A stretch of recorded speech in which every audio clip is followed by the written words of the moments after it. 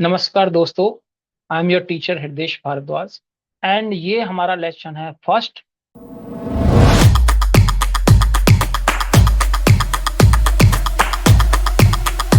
यहाँ से हम HTML स्टार्ट करने वाले हैं कोडिंग से।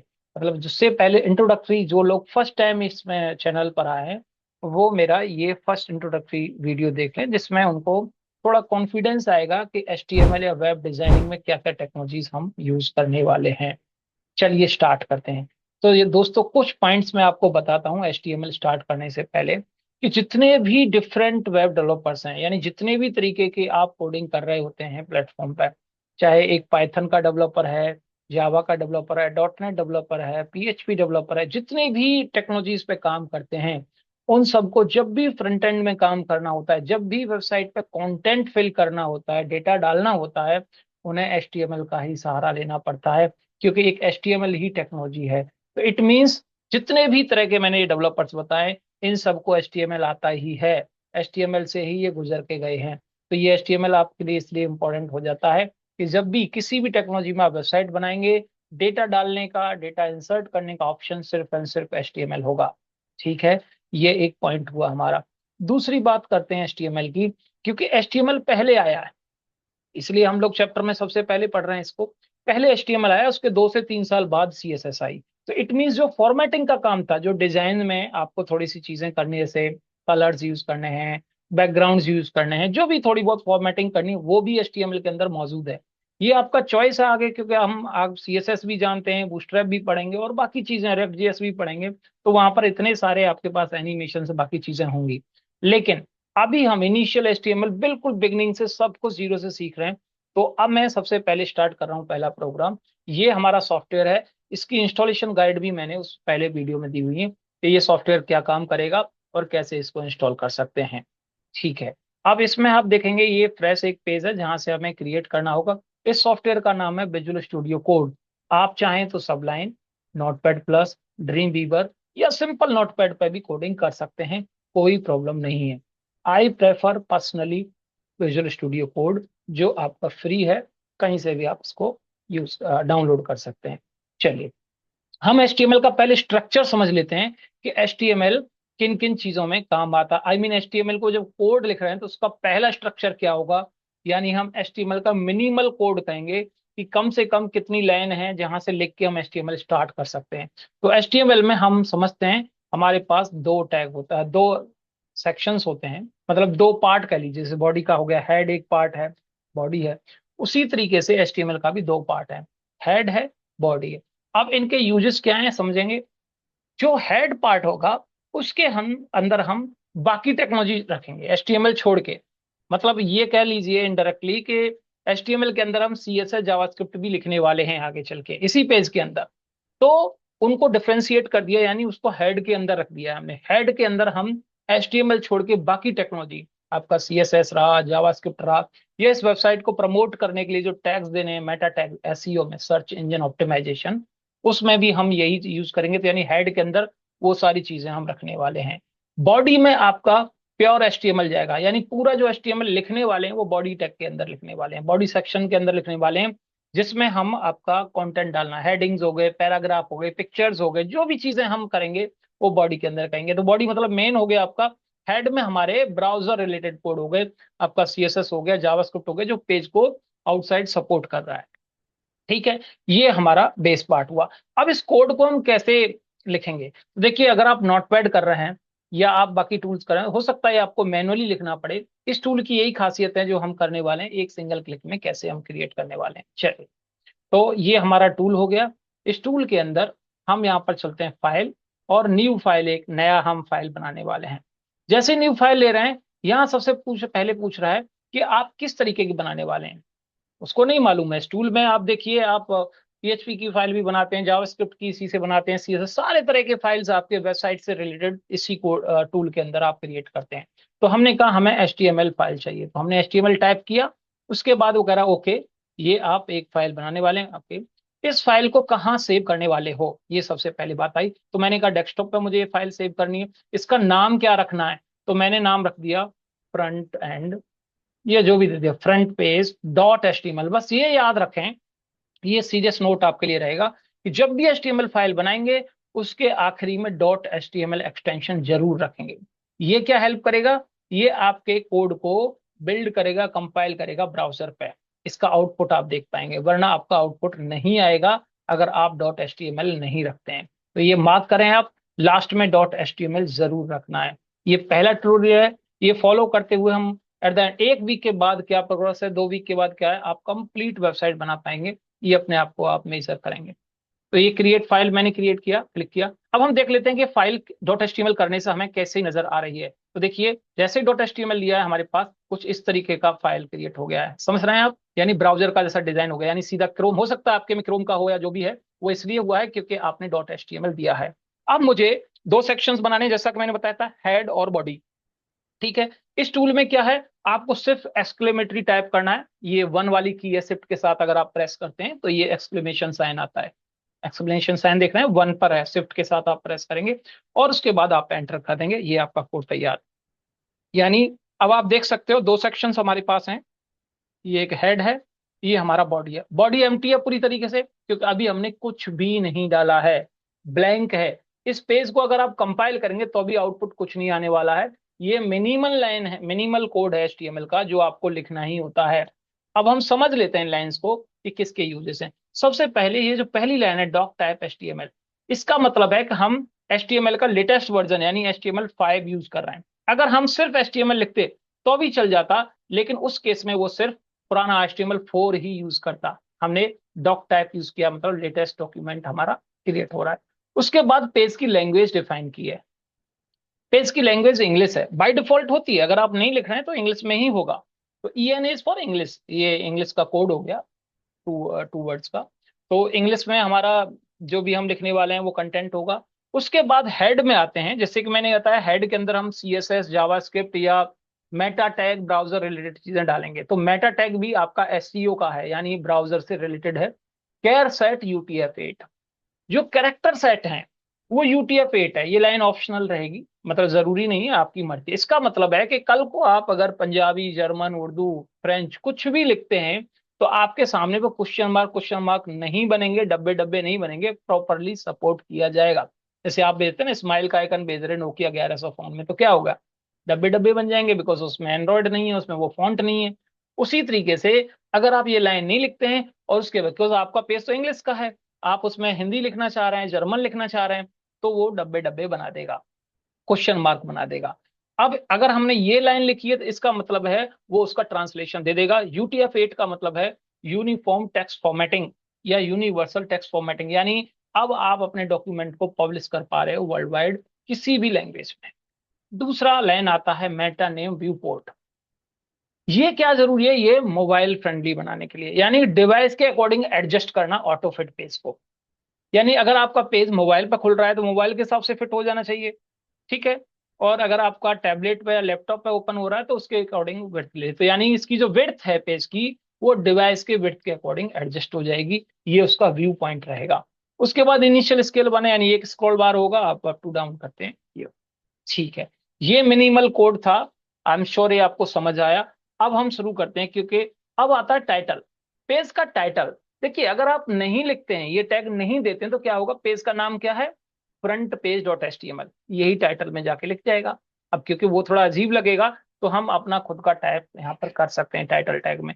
तो हम लिख रहे हैं फ्रंट पेज या माई फ्रंट फ्रंट पेज, ठीक है, ये हमने टाइटल दे दिया। अच्छा एक चीज आप नोटिस कर रहे थे, हर टैग को क्लोज किया जा रहा है।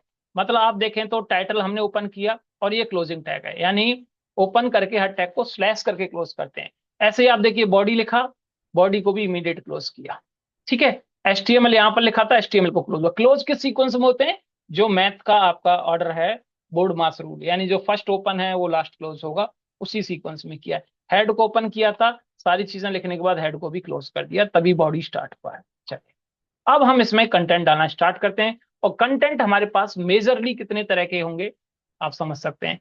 तो वही है आपका कंटेंट जो होने वाला है, वो कुछ टेक्स्ट हो सकता है, आपके वेबसाइट में टेक्स्ट आप डाल सकते हो, वो अलग अलग फॉर्म में डाल सकते हो। आप हेडिंग लिख सकते हो, पैराग्राफ लिख सकते हो, बुलेट लिस्ट बना सकते हो, लिंकिंग कर सकते हो, टेबल में बना सकते हो, उन सबके हम टैग पढ़ेंगे। पिक्चर्स लगा सकते हो, इमेजेस लगा सकते हो, या ऑडियो और वीडियो भी आप लगा सकते हो। ये जर्नल आपके टेक्स्ट के हैं। तो हम शुरू करेंगे टेक्स्ट से। टेक्स्ट में क्या है आपके पास? हेडिंग एंड पैराग्राफ है। सबसे पहले हम समझते हैं कि हेडिंग और पैराग्राफ का क्या है।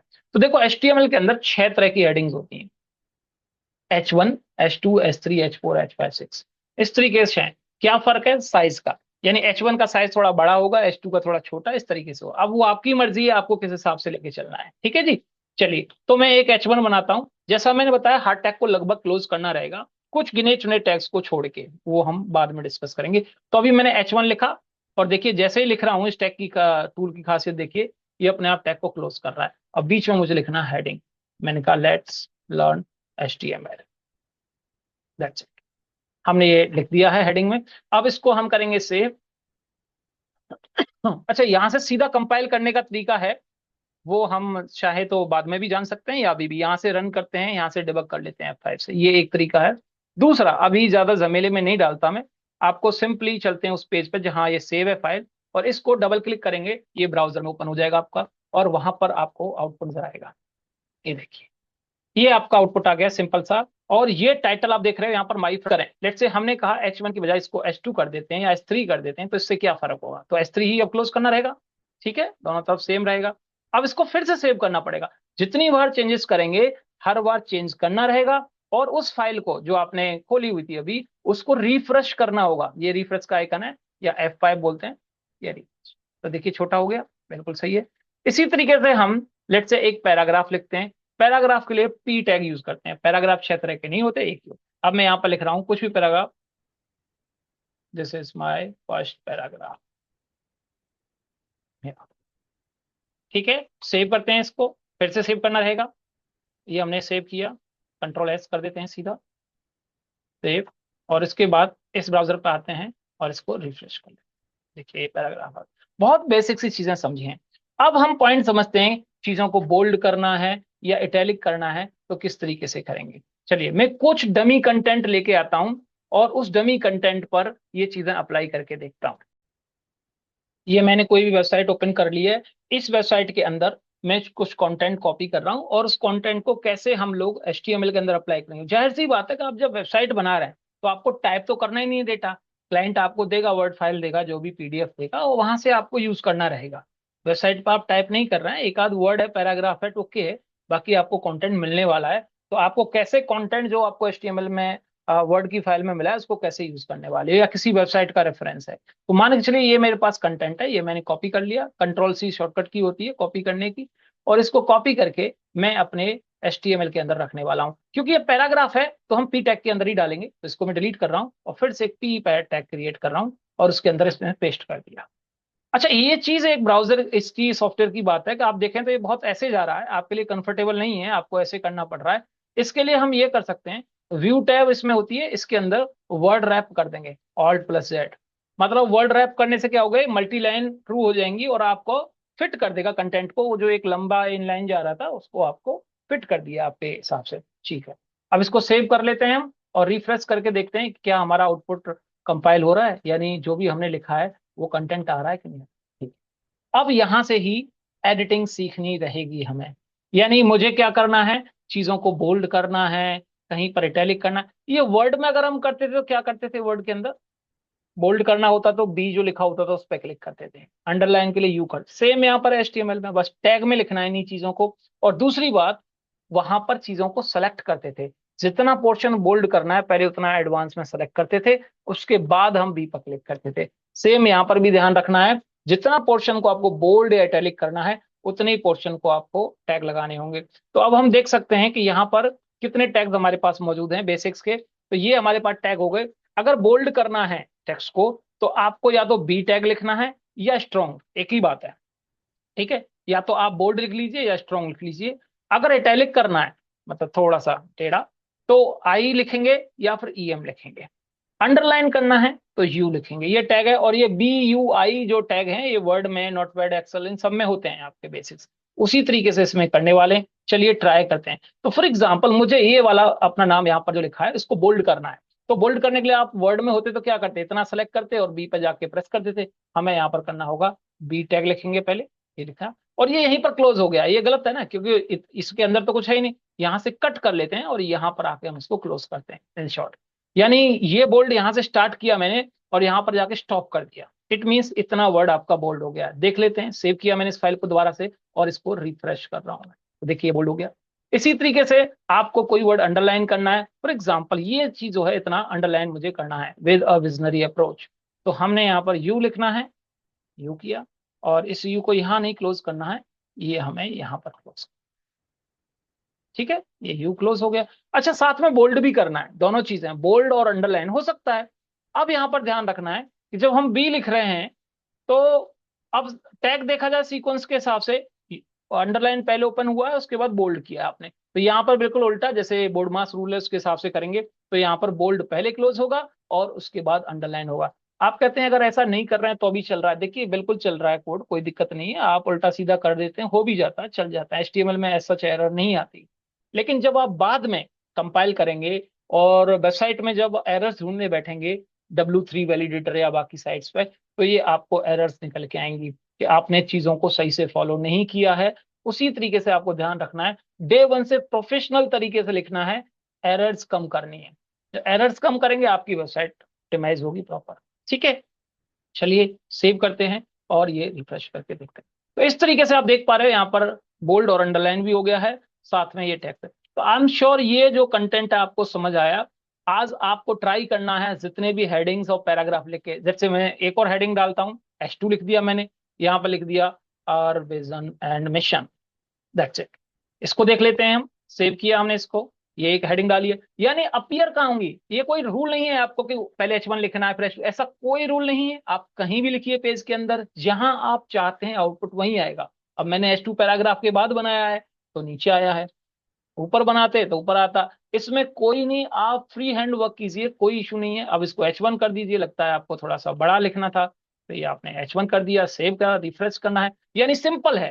थोड़ी सी और चलते चलते चीजें, अलाइनमेंट देख लेते हैं हम। बाय डिफॉल्ट 4 अलाइनमेंट होते हैं, लेफ्ट अलाइनमेंट टेक्स्ट को अलाइन करना है ना, राइट में अलाइनमेंट करना है, सेंटर में करना है या जस्टिफाई करना है। तो इसके लिए हम अलाइन टैग यूज करने वाले हैं, जैसे मैं H1 के सामने यानी H1 को सेंटर में लिखना चाहता हूं टैग को, तो हम लिखेंगे यहाँ पर स्पेस अलाइन इक्वल टू, यहाँ पर दे दिया सेंटर डबल कोट्स के अंदर, तो यानी सेंटर में हमने इसको सेव करते हैं और देखते हैं कि ये सेंटर में आता नहीं आ रहा है, बिल्कुल आ गया।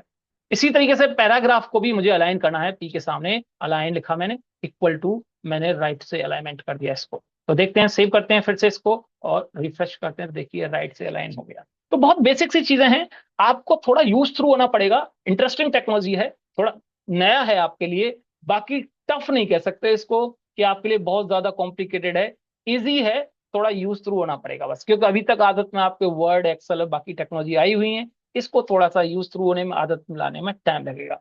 तब तक के लिए ख्याल रखिए अपना, मिलते हैं नेक्स्ट वीडियो में। Thank you for watching.